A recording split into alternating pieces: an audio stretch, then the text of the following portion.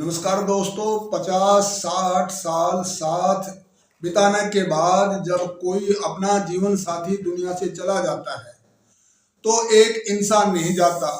घर की आवाज़ चली जाती है, सुबह की आदत चली जाती है और डाइनिंग टेबल के साथ खाने वाला एक साथी चला जाता है। और फिर आदमी इतना अंदर से टूट जाता है कि वो अपने दर्द को किसी को बता नहीं सकता। और जो ये समस्याएं होती है हर इंसान के साथ होती है, जो इस दुनिया में आया उसके साथ सभी ने अपने साथी खोने पड़ते हैं। तो आज के वीडियो में हम बात करेंगे पति पत्नी में से जो जीवन साथी पहले दुनिया से चला जाता है और जो इस दुनिया में रह जाता है उसके सामने क्या क्या समस्याएं होती है और वो समस्याओं से कैसे उबर सकता है। जब जीवन साथी चला जाता है तो आदमी अंदर से टूट जाता है और वो अपने से सवाल पूछता है कि अब मेरी जिंदगी का मतलब क्या है या अब मैं किसके लिए जीऊं।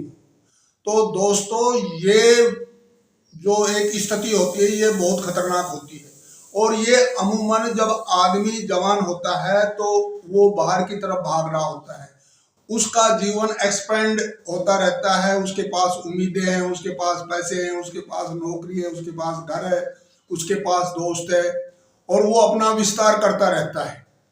लेकिन जो ही आदमी बूढ़ा होता है, रिटायरमेंट के बाद कुछ समय के बाद जो है उसका जीवन बिल्कुल ही श्रिंक हो जाता है, यानी वो घट जाता है, एक छोटा सा संसार बन जाता है। फिर खुद के बच्चे भी पढ़ाई के लिए, नौकरी के लिए घर से बाहर चले जाते हैं, फिर वो सिर्फ दोनों ही रह जाते हैं एक छोटी सी दुनिया के अंदर। और उसमें से भी कोई एक चला जाता है तो जो रह जाता है वो बिल्कुल बुरी तरह से टूट जाता है। तो आज इसके ऊपर हम विस्तार से बात करेंगे कि जो ही आदमी जब उसका एक साथी दुनिया से चला जाता है तो सच्चाई जिंदगी हमारे को समझाती है कि जो हमारी जिंदगी है वो भी हमारे कंट्रोल में नहीं थी। ये मौत हमारे को बुढ़ापे में इस सच्चाई को सिखाती है, समझाती है, लेकिन तब तक बहुत देर हो जाती है। तो दोस्तों, जब आदमी का जो एक जीवन साथी चला जाता है उसके बाद वो एक श्रद्धांजलि सभा होती है, एक कंडोलेंस पीरियड होता है। ये अलग अलग कल्चर का, सभ्यताओं का अलग अलग टाइम है। कोई 3 दिन का कर लेता है, कोई 13 दिन का कर लेता है। तो उसके अंदर रिश्तेदार, जान पहचान वाले, मोहल्ले वाले, सोसाइटी के लोग सांत्वना देने के लिए आते हैं, संवेदना प्रकट करते हैं। और जिसका जीवन साथी चला गया वो रोता भी है, आंसू भी बहाता है। और आखिर में होती है एक श्रद्धांजलि सभा, वो मृतक की आत्मा को शांति देने के लिए होती है। उसमें रिश्तेदार सभी अपने परिवारजन इकट्ठा होकर के एक प्रार्थना करते हैं और उसके बाद जो है असली दर्द शुरू होता है। तो दोस्तों, उसके बाद लोगों का आना जाना कम हो जाता है और फिर वो अकेला होता है तो वो अंदर से खाली हो जाता है। और जब वो अंदर से खाली होता है तो वो इतना एक सामान्य सा दिखाई देता है, लेकिन वो उसका मन कहीं और भटकता रहता है। उसका वो अंदर से इतना टूट जाता है कि वो अपने दर्द को किसी को बता नहीं सकता है। और धीरे धीरे जो है वो रात को जागता है तो उसके पुराने फोटो देखता है, उसकी आवाज को याद करता है और ये दर्द बढ़ता रहता है और अंदर ही अंदर वो बिल्कुल खत्म हो जाता है। तो अक्सर हम जब अपना के जाने के बाद खुद को एक जिंदा लाश में बना लेते हैं, हम उनके कमरे को बंद कर देते हैं, उनकी यादों में खुद को कैद कर लेते हैं और हम भूल जाते हैं जो चला गया वो वापस नहीं आ सकता है।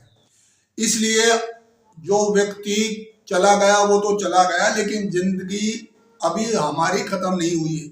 हमें चाहिए कि हम अपने आप को संभालें और एक जो जिंदगी का एक नया पन्ना जो खुला है हमारी जिंदगी के सामने, उसके अंदर हम अपने जीवन की एक नई लाइफ स्टोरी लिखें। और इसके लिए व्यक्ति को अपने अंदर कुछ एक ताकत पैदा करनी होती है, एक इमोशनल जो है एक समझ पैदा करनी पड़ती है। जो ये खालीपन आया है इसको हम उबर करके अपनी एक नई जिंदगी जी सकते हैं। और दोस्तों, जो चला गया उसकी जो याद को जिंदा रखने का एक अच्छा तरीका भी है, और वो तरीका है विरासत या उसकी लीगेसी को हम बनाए रख सकते हैं। फॉर एग्जाम्पल, यदि आपका कोई पति या पत्नी में से जो चला गया इस दुनिया से, यदि वो बच्चों से प्यार करता था, तो हम किसी अनाथ आश्रम में जा करके किसी गरीब के बच्चे की मदद कर सकते हैं। मान लिया किसी का पति चला गया, उसको बागवानी का शौक था, तो उसकी याद के अंदर हम एक बगीचा बनाइए। और मेरा एक दोस्त है, वो फौज के अंदर था, जब उसका देहांत हुआ तो उसकी पत्नी ने उसके याद के अंदर गांव के अंदर एक गरीब का लड़का था जो फिजिकली तो फिट था, एग्जाम पास कर लेता था, लेकिन रिटर्न एग्जाम में फेल हो जाता था। तो उस विधवा ने उसकी मदद किया, उसको कोचिंग दिलवाया, और उसने रिटर्न एग्जाम भी पास करके वो फौज में भर्ती हो गया। अभी 3 साल हो गए हैं उसकी नौकरी को। जो ही वो बच्चा आता है घर के अंदर छुट्टी, तो उस विधवा को उस बूढ़ी औरत का पैर छूता है, उसको शुक्रिया अदा करता है, और वो भी ग्रेटिट्यूड करती है। तो इस तरह से वो उसकी एक तरह से विरासत को मतलब याद करती रहती है। तो जो ये समाज है, ये इसके अंदर भी हम बहुत कुछ कर सकते हैं। यदि आप फाइनेंशियली स्ट्रोंग हो, अच्छी हालत है आपकी आर्थिक, तो किसी स्कूल में, किसी मंदिर में, किसी धर्मशाला में अपने गए हुए जो आपका जीवन साथी है उसकी याद में कुछ ना कुछ करवा सकते हैं, तो वो याद रहता है। तो इस तरह से जो हर आदमी का जीवन की एक सच्चाई है, हम सब एक न एक दिन किसी को खो देंगे, और ये भी सच्चाई है कि एक दिन कोई हमें भी खो देगा। तो इस सच्चाई को दिमाग में ध्यान रखिएगा। जो आपकी बची हुई जिंदगी है दोस्तों, उसके अंदर, शहरों के अंदर आजकल जब एक जीवन साथी चला जाता है तो उसके बच्चे बाहर रहते हैं या विदेश रहते हैं, तो वहां पर जो ही ये जो कंडोलेंस पीरियड के बाद मतलब कोई फाइनेंशियल एडवाइजर आ रहा है, कोई बीमा वाला आ रहा है, कोई बेटे और बेटियां आ रही है, जो उसकी एफडी थी, जो उसकी प्रॉपर्टी पे झगड़े शुरू हो जाते हैं, और फाइनेंशियल एडवाइजर जो है उनको बताता है कि भाई आपका ये बड़ा मकान है, आप तो अकेले रह गए, इसको बेच लो, एक छोटा सा मकान हम आपको दिलवा देंगे, और आपका शेष जो बुढ़ापा है वो बहुत सुकून से गुजर जाएगा। तो इस तरह की भी बातें चल रही है। और गांव के अंदर जमीन के झगड़े हैं, मरने के बाद बेटी भी अपना हिस्सा मांगने लग जाती है। तो ये जो निर्णय लेना है, ये बहुत सोच समझ करके लेना है। और आखिर के अंदर दोस्तों, जीवन साथी चला जाने के बाद भी आप अपनी जिंदगी को बहुत ही एक गरिमापूर्ण जी सकते हो। भाई, ये जो नई जिंदगी बची है, इसके अंदर आप, यदि वो ऊपर से आपको देख रहा होगा तो आप क्या दिखाना चाहेंगे? कि एक हारा हुआ, थका हुआ, रोता हुआ इंसान, या एक ऐसा इंसान जो चला गया है उसको याद करके और अपना मुस्कुरा करके जिंदगी जीता हुआ इंसान।